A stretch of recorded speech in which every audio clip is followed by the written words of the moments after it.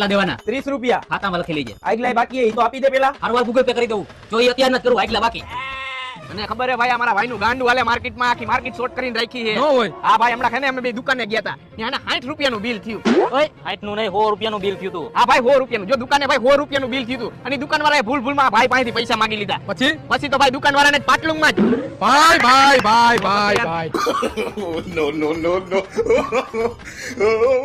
અને ભાઈ ઓલું ગાડીનું તો કે આને નહીં સાંભળ્યું હોય. અને ભાઈએ લગભગ આજે કઈ કાંડ તો કર્યા જ છે. અરે ભાઈ જો હું તને આજે જ વાત કરું, બે ગાડી પડી હતી અને ખાલી આટલી જ જગ્યા હતી. ઓય એટલી નહીં, આટલી જ જગ્યા હતી. હા ભાઈ અને આટલી જ જગ્યા જો ભાઈ. પછી શું થયું? અને પછી ભાઈ 130 ની સ્પીડમાંથી ફોરી ગાડી કાઢી ભાઈ. વાહ ભાઈ વાહ.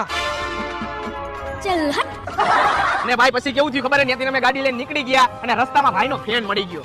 પછી તો ભાઈ ઉડો બહુ ખુશ થઈ ગયો ભાઈને જોઈને અને સીધા જઈને ભાઈના પગ પકડી લીધા.